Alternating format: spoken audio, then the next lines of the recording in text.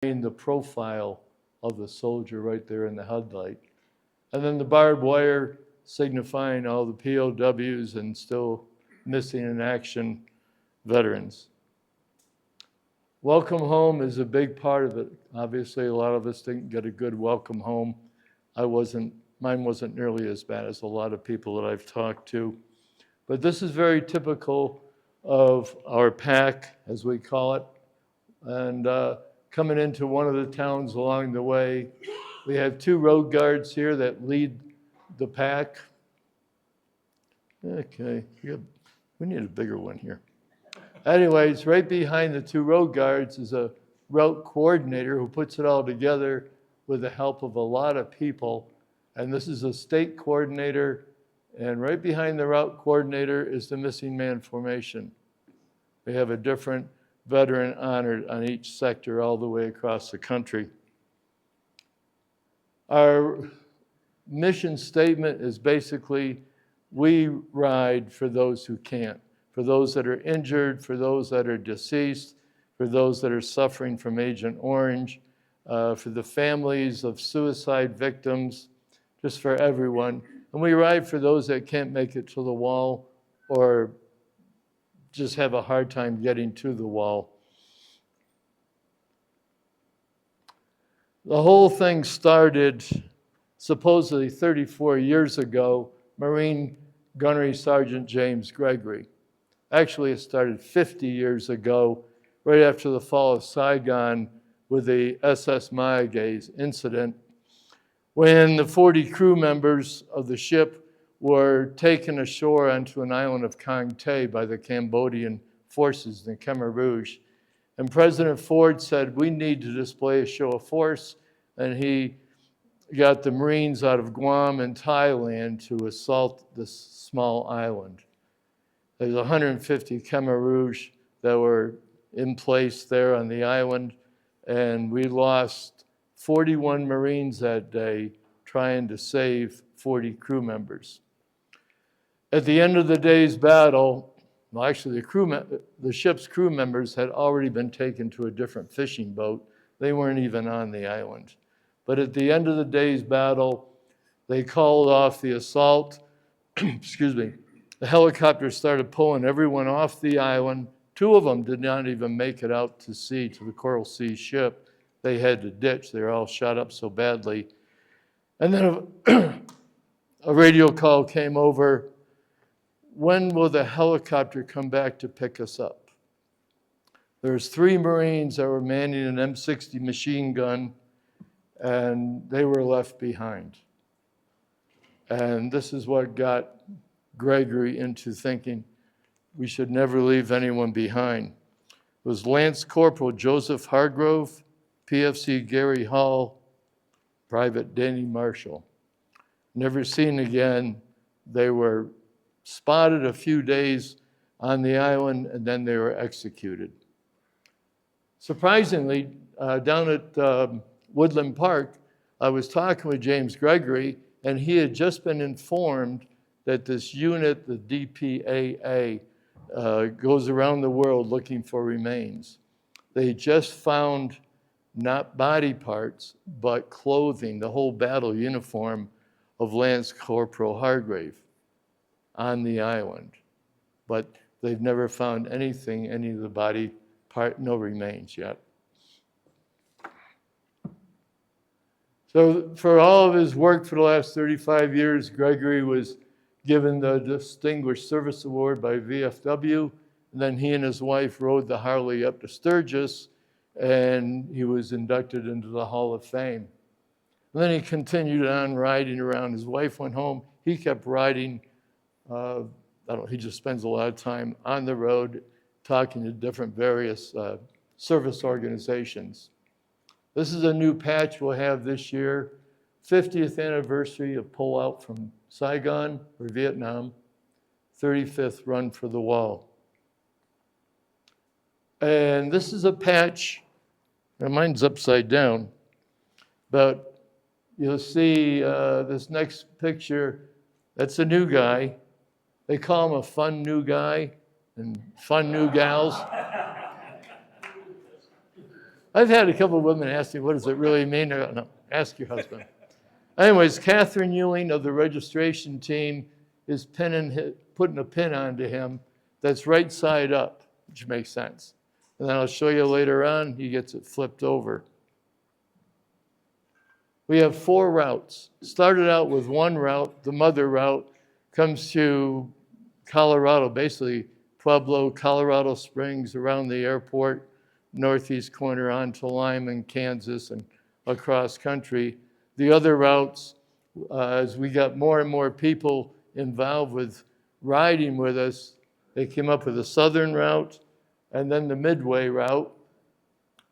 And then eventually we incorporated the Middle East conflict, the global war on terror people, and called it the sandbox route. They actually get, we have 1,000 people riding on the run, divided up between the 3 routes to the Vietnam Memorial. The next morning, Sunday morning, about 300 head out to Marcells, Illinois for the Sandbox Memorial that I'll show you at the end. These are the routes. Southern route is down through here. Midway, cross, they spend the night in Albuquerque and come across up there.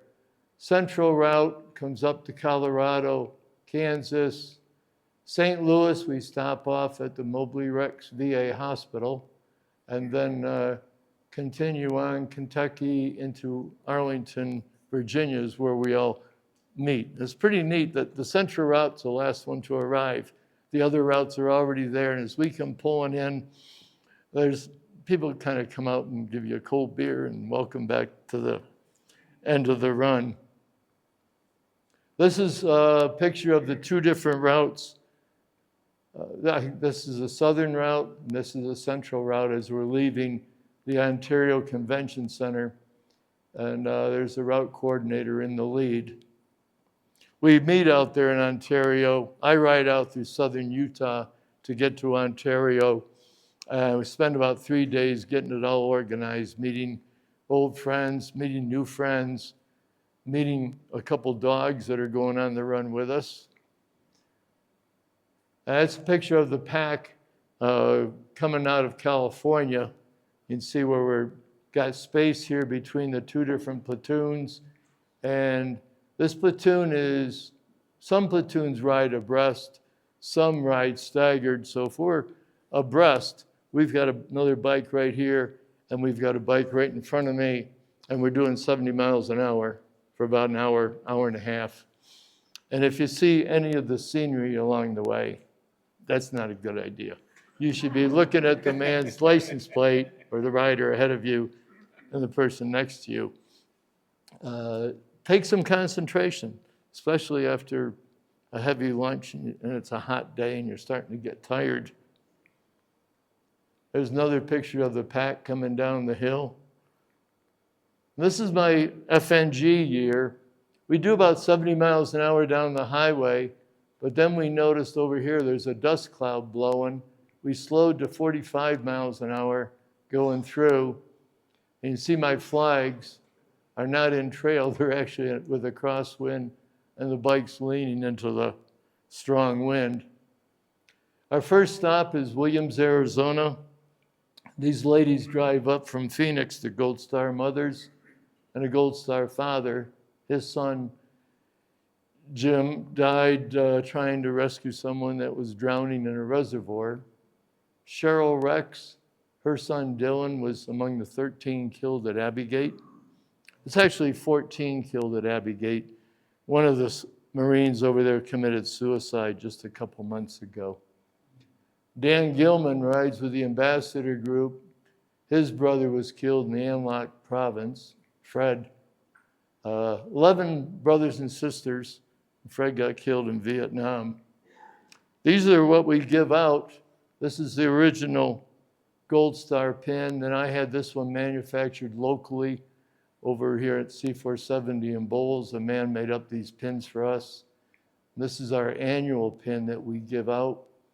Then I designed this challenge coin with a logo. And here it says, remember, honor, and reflect upon those that are missing and never forgotten. And then one of our members, Harlan, I don't think Harlan's here today, but he made up the Agent Orange patch for me. And this is an Agent Orange pin that we give out as well. This is very typical as we get out of California. There aren't any real overpasses, but all the way across country, we see these people standing up there waving flags, and the ambassador group is out in front. They will dispatch 2 or 4 of their riders to go up onto the ramp, onto the bridge, and say thank you for standing there, and give them out our annual pins and more hugs. As the riders go underneath, we salute the flags with our left hand, because the right hand has to stay on the throttle to maintain our position. This is one of the ladies in the ambassador platoon. We stop off at several schools along the way, explaining what we're doing, why we're riding, and remembering all the veterans that we've lost. This is our second night stop, is the Navajo Nation in Gallup, New Mexico. This is Cheryl, Dan Gilman. This fellow here is Gogo Gomez. He's a veteran in New Mexico. He's all over the place. He was in my outreach platoon, and he does a fantastic presentation to the families. But last year, he was actually on all 3 routes. He'd ride with us for a while, and then when we stop for dinner, he takes off and heads down to another route, and then another route, and then he comes back. He's just all around the country. This is going into the Vietnam Veterans Memorial in Angel Fire with the route coordinator leading. Patty Finley was the New Mexico State coordinator. And my big thing this year, I forgot. Back up to the very beginning, my first thing was thank the board of directors for their donations for the last 2 years to the outreach platoon. And we really do appreciate their support. This year, I want to try to raise enough money that we can, the outreach platoon and my friends that donate, can have enough money to pay for the refueling of the whole pack. We have several locations where people, individuals, or like the American Legion up in Fredericks, they pay for our fuel down in Pueblo. A Raton Motorcycle Club pays for our fuel in Raton. And I thought it'd be very fitting if I could get enough donations from veterans of Vietnam to pay for the fuel when we do the night stop here at Angel Fire. That's a Huey that's on display. It's one of the few that you can actually look inside. They have it down low instead of way up in the air, and you look at the belly. And then a couple of times a year, they actually open the doors, and you can see my P-38 sitting there on the console.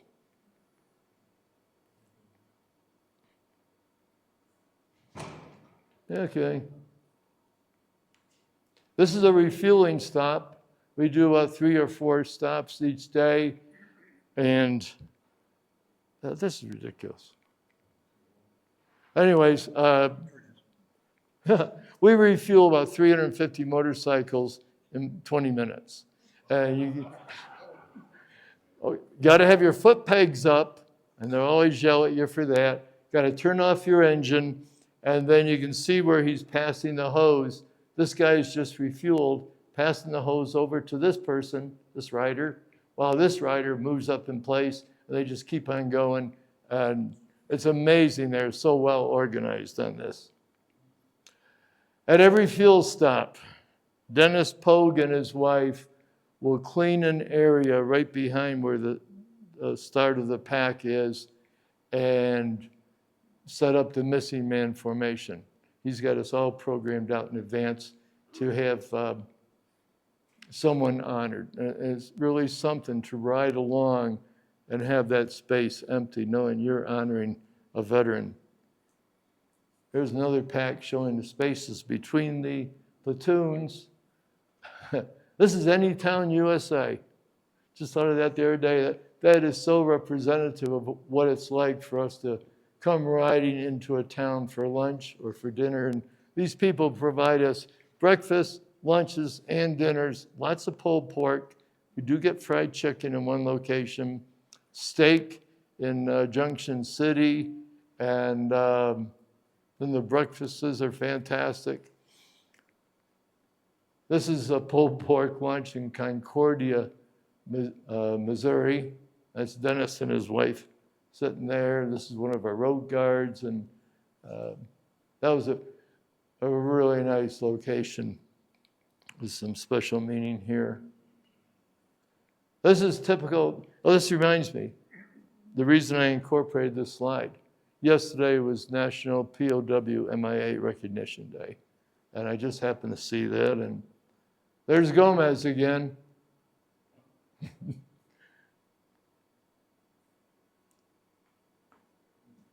Come on, Bill.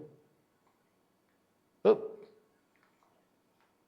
That was me riding into the Mount Vernon, Illinois airport. Just before the airport, we'll back up. We left Junction City, went down to Perryville, Missouri, where Jim Edelman had actually donated property and built a replica of the Vietnam Wall out in the middle of nowhere. And then we're riding over to Mount Vernon through this little town of Pinckneyville, and I saw these cutouts in the lady's front yard.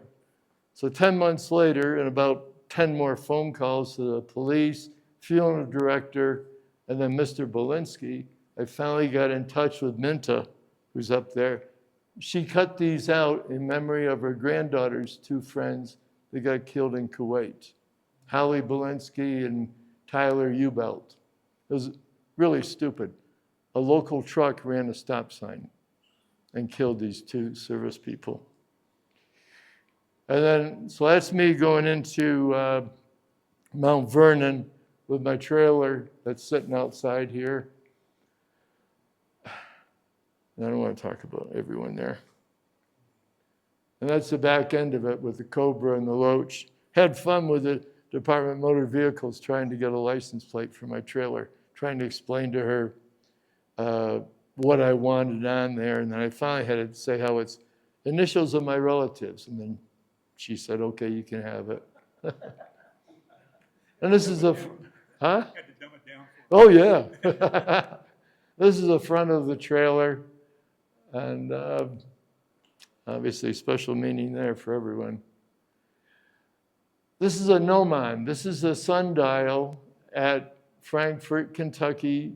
And as the sun moves around, it casts a shadow on the name, on the date that person was killed. And it's amazing design. This man here, Lieutenant Carl Mitchell, I carried his name all across country my FNG year, getting signatures to present to his sister afterwards. He got shot down in January 1966 outside Benoit. Took him 5 days to get to the impact site, and they did not find any remains. So his still body's not recovered. He and his navigator. Charleston, West Virginia, Gold Star Memorial. 123 have been erected by the Woody Williams Foundation so far. And the teachers brought the kids over to see the memorial and to see the Run for the Wall come in. And last year, I think we did 2 or 3 Gold Star presentations, just people we happened to meet that were Gold Star mothers and fathers.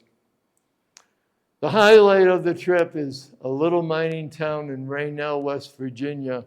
They found this on the very first trip when Gunny took the first run across country. They don't have money. They didn't have a big school. And every year we stop and donate something to them. The kids are all out there. It's amazing how they want our autographs, and I give out red, white, and blue pencils and bookmarks. It's got the Pledge of Allegiance on the back of it. And everybody's got something to give, including I gave the kindergarten teacher a bag of candy one year. Wasn't supposed to, but she gave it out. This is what it looks like going down the hallway to have lunch. And the kids this is up all year long. And here's part of the reason. This is our route coordinator, Nick Henges, Marine First Sergeant, I believe, retired. This is the principal of the school, and that's $28,100 cash. This year? Wow. Just this one run. The $100 came from a friend of mine at National Guard that I had breakfast with.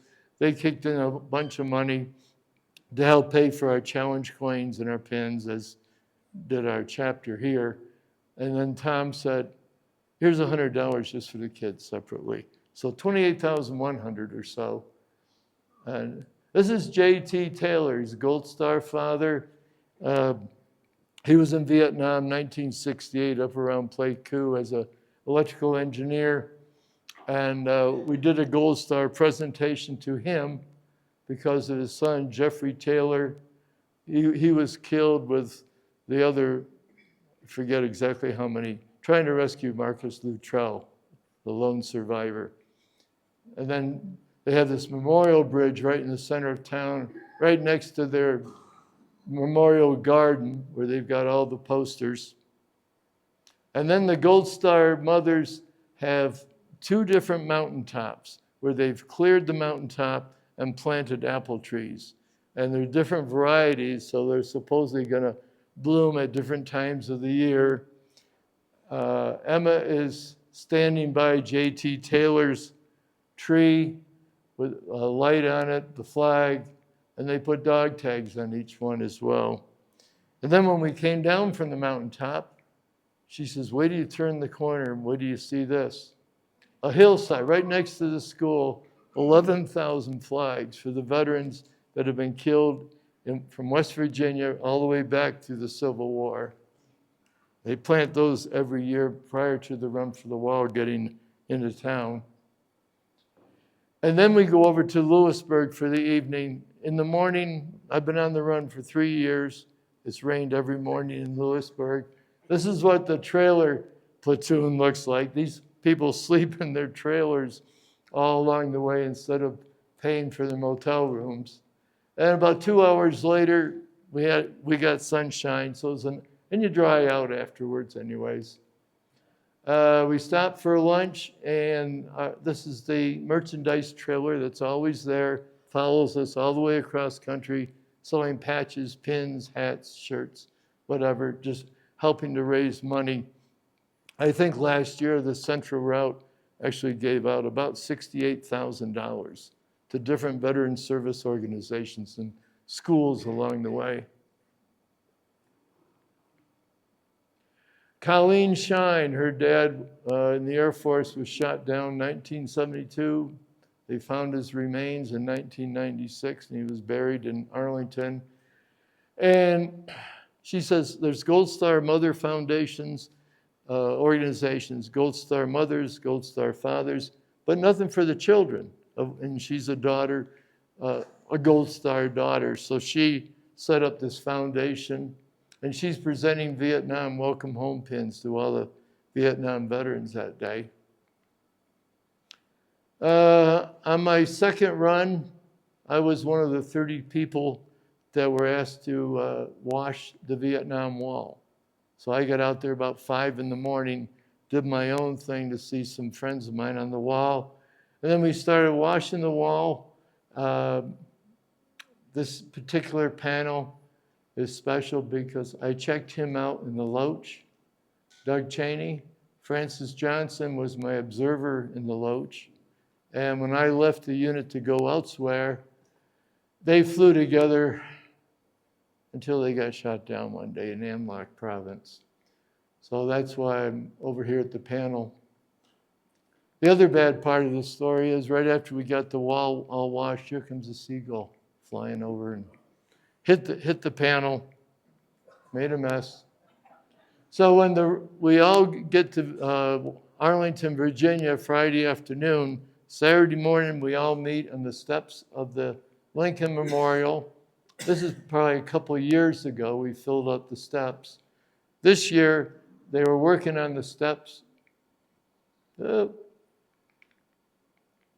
And anyways, we were over at the reflection pool instead. This is the 4 route coordinators leading us over to the wall for the end of mission ceremony with a plaque. And at the end of that, everyone walks the length of the wall. And we stop along the wall when you want to pay your respects to someone. And there's an FNG getting his pin turned upside down because he made it all the way. The next morning, about 300 riders take off and leave at 7 in the morning to ride for 3 days to go to Marseilles, Illinois, where they have this Middle East Conflicts Wall Memorial. No federal money was involved in building it. It was all motorcycle clubs and veteran service organizations erected this for. It's about 2,500 names on these panels in here. That's the centerpiece of the memorial. This lady, she's got a yellow hat. She was one of the refuelers. And quite a few of us will carry a picture and a biography of someone. I think I had about 10 of them last year. 2 years ago, I actually had a little packet of cremains that I was asked to carry to the wall. And that's the front of my trailer again. Any questions? Well, thank you for your time. I appreciate it.